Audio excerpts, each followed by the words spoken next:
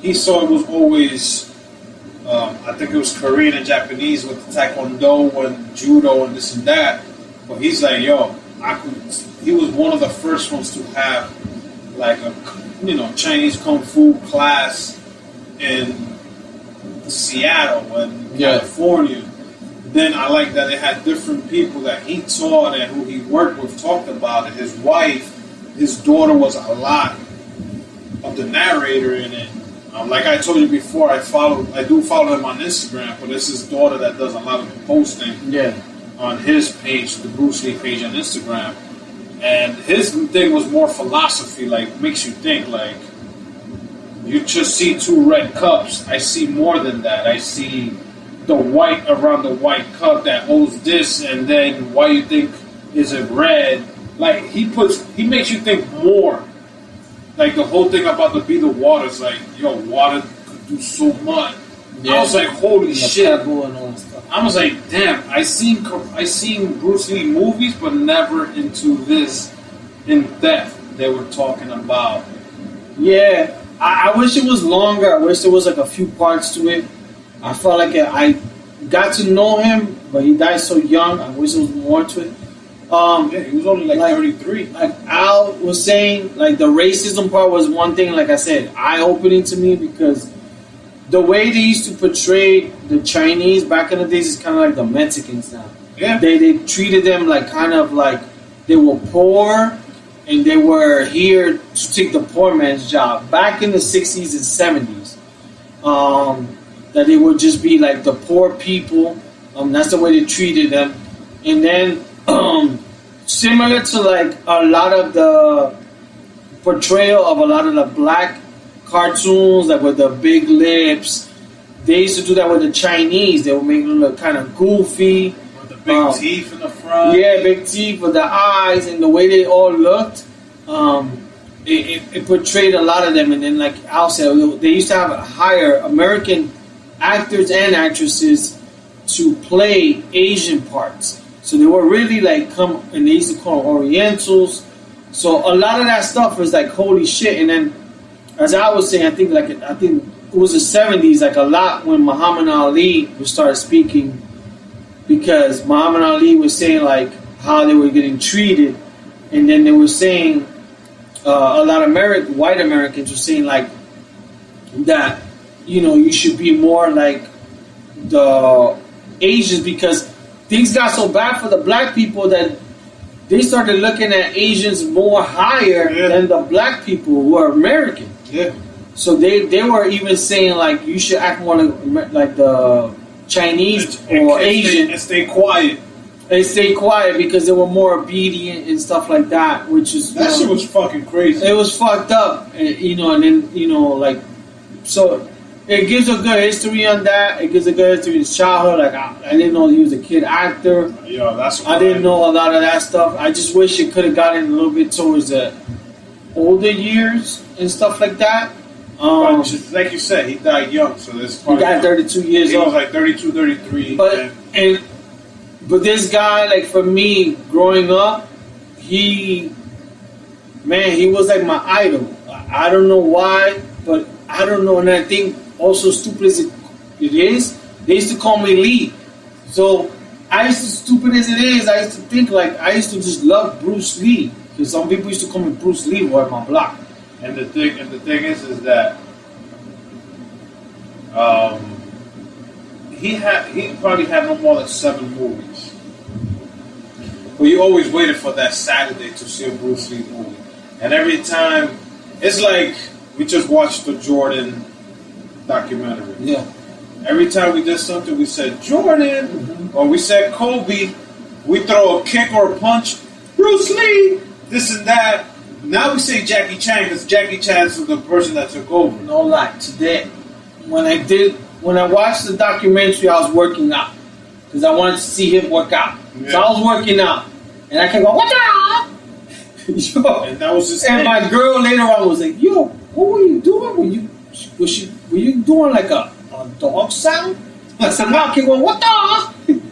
And yo, he had me hyped. Well, that was the Bruce Lee thing. You throw a kick or a punch, yeet, yeah, we got it from then. Yeah. But then we had other karate movies that Bruce Lee was never in. Like Bruce Lee, I never seen a Bruce Lee movie like the Five Deadly Venoms or the Drunken Master. That you always had the old man with the white hair, long hair. That you had to fight the master. Yeah. Bruce Lee movie was more like they were in the streets, like real type shit. Like the only one he did that was more like karate thing was Enter the Dragon. Like that's like the one everybody knows. Yeah. That he had to go to whatever, he had to fight, and then it was I forget the name of the other one that he fought Kareem Abdul-Jabbar. That he had to go to every. Oh, that was the best. He was with the yellow suit. Yeah. You know, Kill Bill got their yellow suit from the Bruce Lee. Like everybody, it's Bro. like UFC. Bro, after I watched that shit today, I was looking for the Funkos. Mad expensive. Yes, it's like everybody wears Bruce Lee t-shirts just like they wear Tyson shirts. Like that brand for boxers and UFC fighters, Tyson's the man.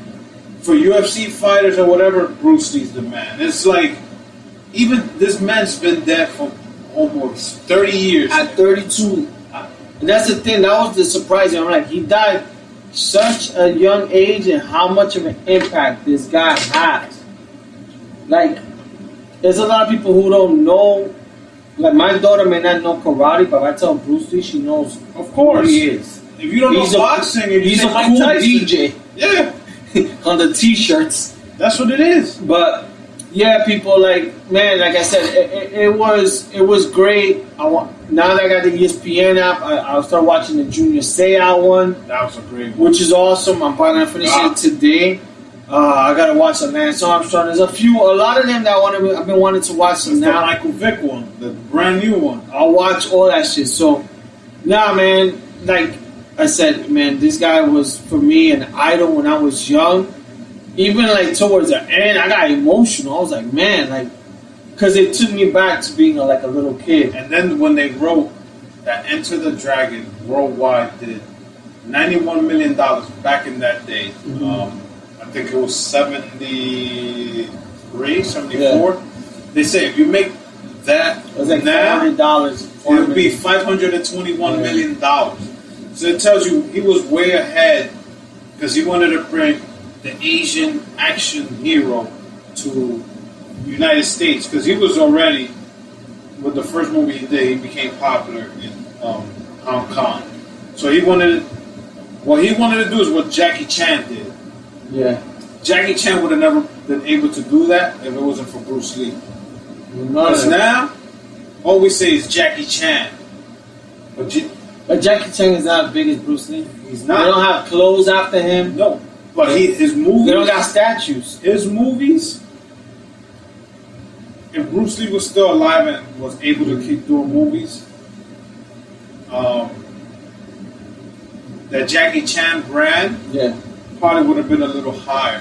But it's like Jackie Chan had to take over that whatever Bruce Lee did. It's like you said... They got a fucking statue of Bruce Lee in Singapore. Everywhere, They got one in Bosnia, like... Shows you like this guy, man... He meant peace. He meant... You know what I want to try to find? I want to see if he has it. I'm sure they probably have this, like a book. Oh, like you say, he's a philosopher. No, he has a lot of books in Amazon. So I want to see if I found one. Because I've checked his books and I've been wanting to buy some of them, but he has a lot of books in Amazon. And his daughter still keeps his name alive, which I like, on her Instagram page and his. So... Do you guys yourself a favor and try to watch that documentary. I like that ESPN's been doing this for the past few weeks. This Sunday is going to be the Sammy Sosa Mark McGuire. I think this is like the last documentary that they have right now. It's a 30 for 30. Hopefully it's 2 hours.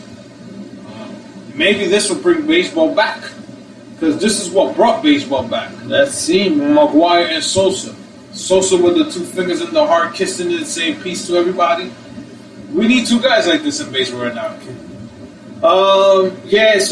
Like I said, if you guys get a chance, watch some Bruce Lee. Do you have a Chuleta smack to serve?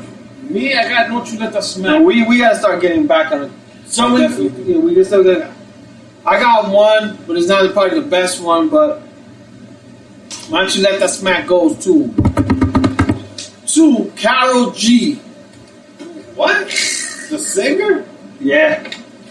What happened? Because she posted a picture of her white and black dog to try to say, like, stop the racism during this time. This was probably last week or something. Oh, She just tried to say, like, is this equality?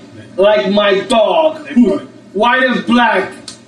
I was like, what? That's like Jerry Seinfeld. I like the black and white cookie. Exactly, bro. It's like getting the Oreo with the crema dentro. Oh my god.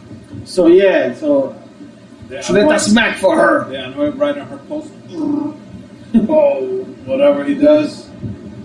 Yeah, that's fucking crazy. Yeah, but I just found it like she tried to post that like, oh, I give myself a Chuleta. We're all the same because we're black and white. For dropping a beer in my fucking rug. There you go, people. So yeah, people. Look, next week we'll do one on music. Hopefully, you guys can join us. Get your bottles ready so we could all drink, have a good time, and just catch up. But yeah, people, we love you. Chuleta Brothers out.